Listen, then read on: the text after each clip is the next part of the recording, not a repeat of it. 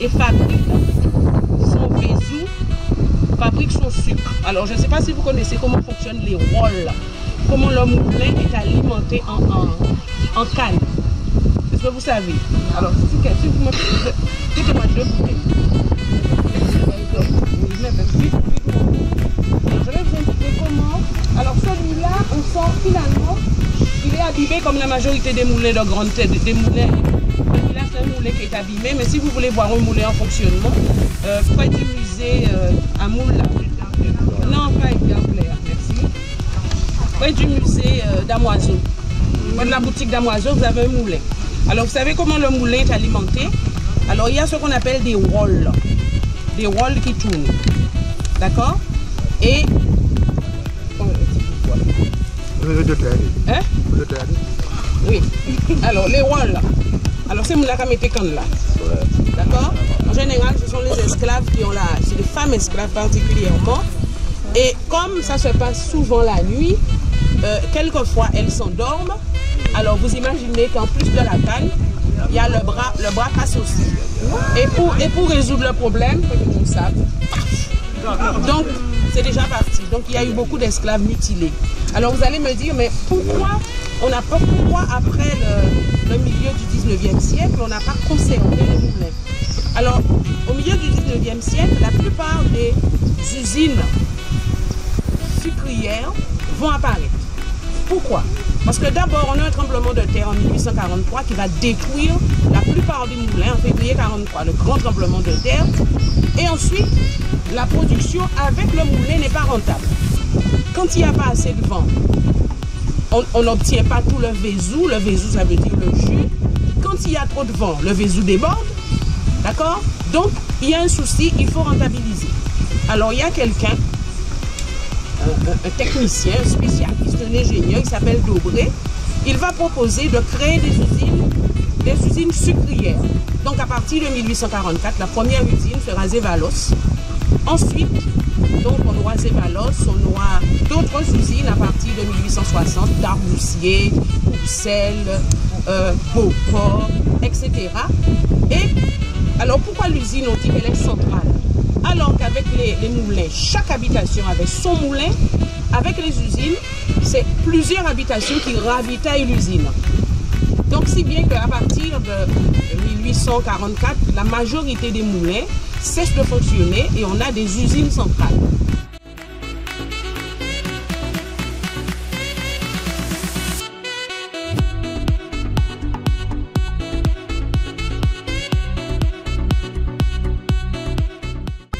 Hormis tout ce qui est histoire sur la commune de Petit Canal, au cours de notre marche, nous allons faire du renforcement en même temps.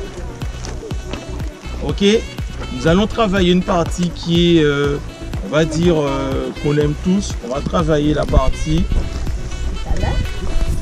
Pardon? Abdominale. D'accord?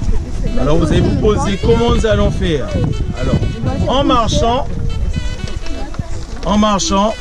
nous allons gainer la sangle abdominale. Donc, que ce soit pour les messieurs et pour les dames, nous avons tous des périnées. Ok? Donc, le travail que vous allez faire en marchant, vous allez serrer en commençant par le bas et en remontant. Donc, vous allez tenir le ventre. Vous allez faire la gestion vous-même. D'accord?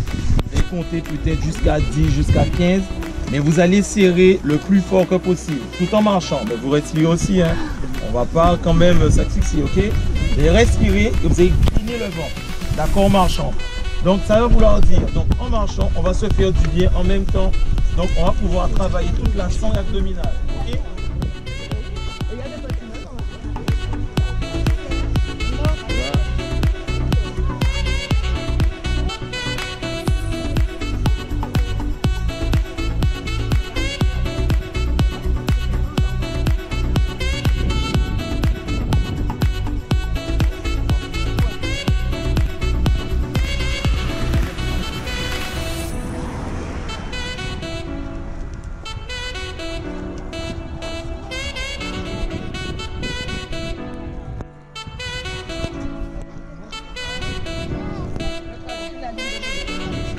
Donc ces amants, dans un premier temps, ils sont propriétaires de Beauport.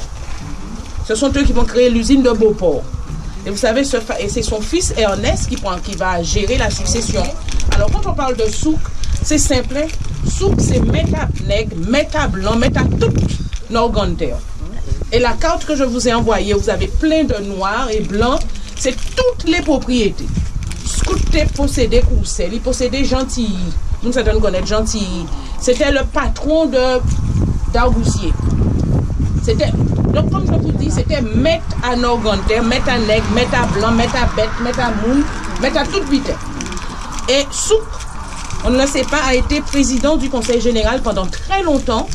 Et d'ailleurs, quand on prend le temps de lire des procès-verbaux du Conseil général, il y a eu souvent l'affrontement entre le blanc Souk et le nègre Légitimus. Et Joseph Légitimus qui défendait la cause des nègres. D'ailleurs, c'est l'un des premiers grands nègres en politique.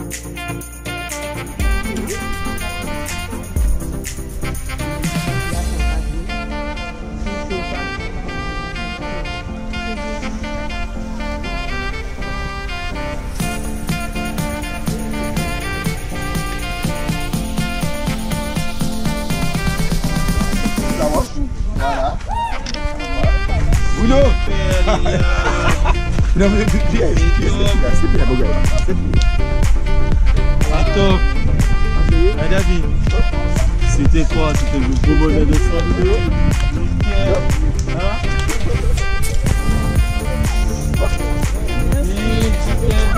Gladys. Non, voilà. Encore, voilà. Bingo. C'est gentil. Allez, maman. Voilà, regardez-toi là. Il va se mettre au gauche.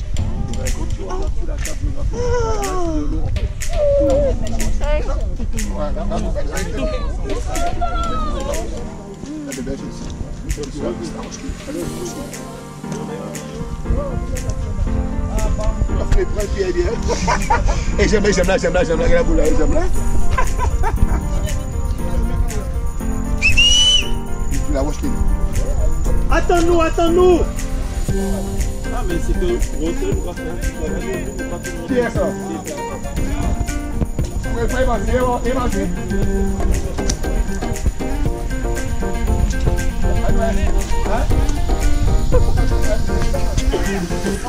Vous allez voir, il y a deux possibilités, c'est soit le frein, soit les gabarres.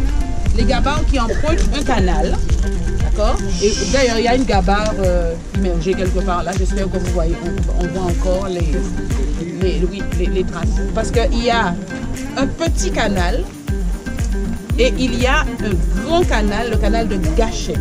Et nous, le petit canal, c'est du côté de Petit Canal. D'ailleurs, Petit Canal a donné le nom, c'est-à-dire ils ont creusé le canal pour aménager le port.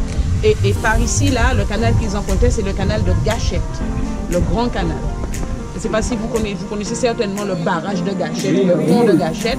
Donc, on a un canal et les barges empruntaient le canal pour remonter à l'intérieur.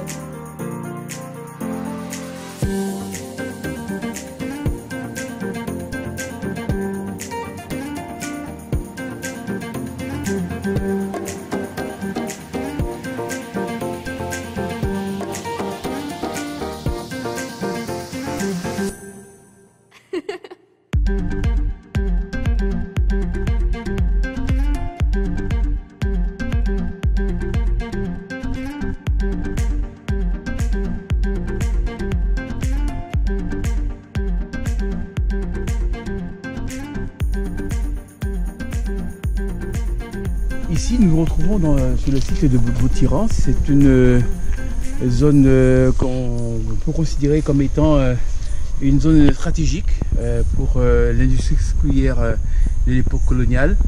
C'est une zone, comme on a dit, qui recevait donc pratiquement le sucre de toutes les petites habitations. Je sais que les habitations, on parle d'habitation coloniale, c'est-à-dire une zone plantée en canne avec son moulin et avec ses annexes, ses bâtiments annexes. Et donc c'est toute cette zone de Petit Canal qui recevait le sucre qui venait du Petit Canal, mais de Port-Louis, aussi dans ce Bertrand, et qui était donc acheminé sur le port de Boutiran. Il y a, comme certaines vues l'ont montré, il y a des bâtiments encore relativement bien conservés, malgré les nombreuses années qui se sont écoulées. Mais ce qui est extraordinaire, c'est une zone de plaine et qui traverse la mangrove. Des palais tuviérous, c'est ça ce qui est beau, c'est les palais caractéristiques, ce sont les racines à échasse, et donc qui permet aux arbres de se maintenir en stabilité, en dépit du fait que ce sont des zones qui sont des zones mouillées, des zones humides, zones de mangrove, zones de yéyé également, mais c'est ça aussi. Alors une grande pénétration. Alors on est donc entre Petit Canal et Port-Louis. Petit Canal, donc, parce que bon, c'est la ville qui, dit-on, qui recevait énormément d'esclaves. On verra avec les marches des esclaves notamment. Et puis Port-Louis. Port-Louis, c'est aussi la ville qui a, pendant très longtemps et jusqu'à les années les plus récentes, a eu Beauport. Beauport, c'est l'usine centrale sucrière qui a consommé ou qui a bouffé toutes les autres habitations, les petites, pour n'avoir qu'une seule grosse usine et qui produisait donc le sucre. Et tout ce sucre était acheminé jusqu'à Boutiran et transporté par barre. On parle les barres, comme on dit le pont de la Gabarre, les barres, et qui apportait le sucre. Ce qui est extraordinaire aussi dans cette zone-là, c'est qu'on est aussi dans une zone de plaine. Donc après le sucre, il y a eu l'élevage et le Port-Louis, juste à côté, à droite, a été la ville qui a vu se développer la plus grosse unité laitière de l'Europe, pas de Guadeloupe, pas de France, d'Europe, Beauport, avec des animaux de grosse production, on les appelait des Holstein, ou encore les Pinois, des vaches qui étaient blanches et tachées de noir, et qui produisaient du lait en quantité, mais vraiment des quantités énormes, qui étaient produites ici, mais ensuite après déversées sur le bassin caribéen. Voici un peu un point qu'on pourrait faire sur c'est à la fois le paysage, le passé sucrier, et puis ce qui a suscité les élevages, l'élevage laitier.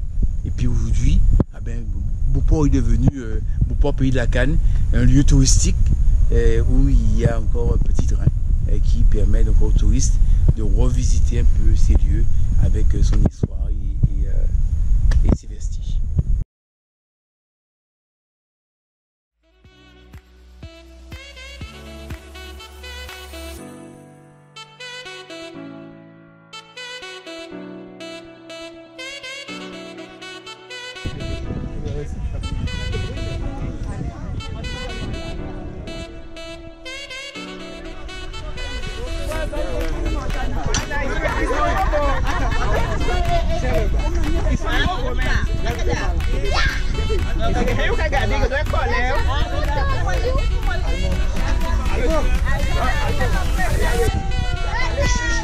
C'est bien.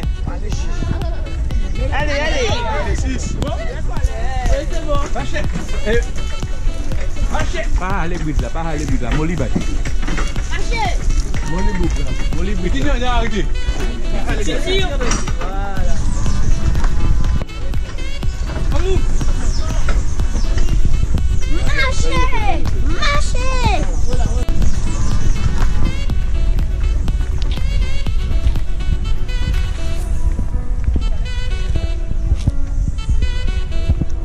Prison d'esclaves, bien sûr, mais prison-là, la prison est restée en activité jusqu'à la fin du 19e siècle parce que l'homme politique dont je vous ai parlé ce matin, Josip Légitimus, c'était tellement désordre, donc il a été enfermé ici à plusieurs reprises. Alors pour expliquer la présence de la prison dans le, comment dirais-je,